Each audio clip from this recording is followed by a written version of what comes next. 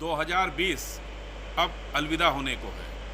मैं यहाँ Hardoi railway station पर खड़ा हूँ और आपको बता दूँ कि आज़ाद भारत के इतिहास में पहली बार यानी 2020 में ट्रेनों का संचालन बंद हुआ और इसका कारण था कोरोना संक्रमण जब आया उसके बाद ट्रेनों का संचालन बंद कर दिया गया। हालांकि उसके बाद ट्रेनों का संचालन धीमे धीमे शुरू हुआ और इस समय कई ट्रेनें चलने लगी हैं। इस दौरान जब कोरोना काल था उस दौरान प्रवासी जो मज़दूर थे वो पंजाब में थे या दिल्ली में थे, उनको आना था तो लगातार ट्रेनों का संचालन तब शुरू किया गया और चूँकि कोविड उस समय भयानक दौर में था इसलिए काफ़ी एहतियात बरती गई। रेलवे के कर्मचारी लगातार अपने कार्य में जुटे रहे। हालांकि यात्री ट्रेनों का संचालन जरूर बंद रहा लेकिन जो मालगाड़ियां थी वे जरूर चलती रहीं। हमारे साथ इस समय हरदोई रेलवे स्टेशन के सीएमआई अम्बुज मिश्र जी हैं। इनसे हम पूछेंगे कि इस दौर में किस तरह से उन्होंने कार्य किया, क्या परेशानियों का सामना करना पड़ा और ट्रेन का संचालन कब से बंद हुआ और कब पुनः शुरू हुआ, किन हालातों में शुरू हुआ। मिश्रा जी नमस्कार, स्वागत है आपका सर्किल में। ये बताइए कि ये कोरोना के चलते ट्रेन का संचालन कब से कब तक बंद रहा और क्या दुश्वारियां आप लोगों को इस दौरान उठानी पड़ी। ये वर्ष 2020 कोरोना काल के रूप में जाना जा रहा है। हमारे रेलवे को तो इसने बहुत ही ज़्यादा प्रभावित किया है। 22 मार्च से हम लोग यात्री ट्रेनें बंद कर दी गई थी। उसके बाद में यात्री ट्रेनें तो हम 2 जून से हरदोई स्टेशन पे शुरू कर पाए हैं और इस बीच में सबसे बड़ा चैलेंज था कि श्रमिक ट्रेनों को लाना और उनको भोजन पानी की व्यवस्था कराना, ये सब अपने हरदोई स्टेशन पे बहुत अच्छे तरीके से किया गया।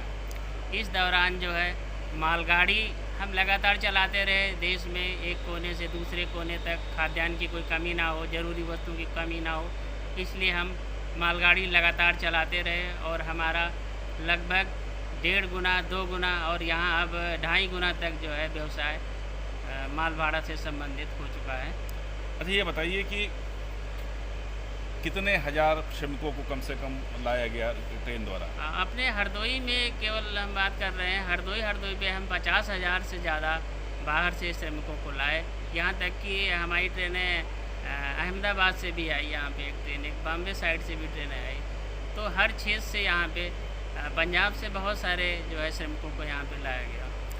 अच्छा क्या परेशानियाँ क्या क्या झेलनी पड़ी कोविड ये जो संचालन हुआ। परेशानियाँ तो हम लोग नहीं कर सकते क्योंकि हम लोग रेल सेवक बहुत ही अच्छे तरीके से हम लोगों को ट्रेंड किया जाता है। तो हम लोग डटकर जैसे देश के सैनिक परिस्थितियों का चुनौती का मुकाबला करते हैं इसी तरीके से हमारे रेल सेवक भी जो है मुकाबला करते हैं परिस्थितियों का और हम लोग लगातार अपना जिम्मेदारी निभाते रहे हैं बहुत अच्छे से। कभी कहीं कोई हमारे हरदोई में किसी भी प्रकार की शिकायत नहीं आई कि कुछ कमी रह गई हो, सब बहुत अच्छे से निपट गया और बहुत अच्छे से अभी भी चल रहा है। शुरुआत में हमने पहले लखनऊ मेल हरदोई के लिए चलाई, उसके बाद में अन्य गाड़ियां भी जैसे अवध आसाम चली, किसान एक्सप्रेस चली, हावड़ा काठगोदाम चली और वर्तमान में हम 16 जोड़ी ट्रेनें चला रहे हैं जिसमें से 9 वीकली हैं और 7 जो है पर डे हैं। तो इलाहाबाद नौचंदी एक्सप्रेस भी चल गई है, लखनऊ सहारनपुर चंडीगढ़। कोरोना संक्रमण भी कोई कर्मचारी हुए कई हमारे वहाँ पे हम बहुत पहले से ही सतर्क थे। हम लगातार जो है कोविड वैन को अपने स्टेशन पे बुलाते रहे।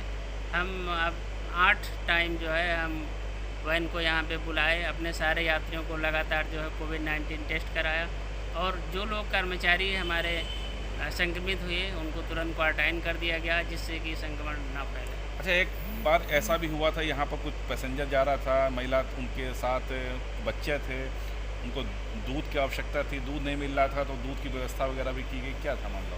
जी उस समय मुझे ही ऐसी जानकारी मिली थी क्योंकि बहुत कम खान पान की सेवाएं खुली थी तो हमें जानकारी दी गई कि जो है उसको लखनऊ से ही उस छोटे बच्चे को दूध नहीं मिल पा रहा था, उनके जो पेरेंट्स परेशान थे तो फिर मैंने ही जो है अपने घर से दूध की व्यवस्था कराई और यात्री को जो है दूध उपलब्ध कराया। बाकायदा कोविड-19 के पूरे नियमों का पालन करते हुए यात्री को हमने अच्छा, इस बच्चे के समय लिए दूध जो दिया। यात्रियों की पोजीशन है वो क्या पूर्व सी है कि या कुछ घटी है या बढ़ी है, क्या है?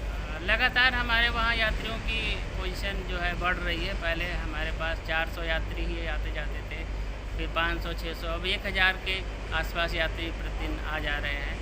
और आरक्षित सेवाएं जो हैं हमारी लगातार चल रही हैं।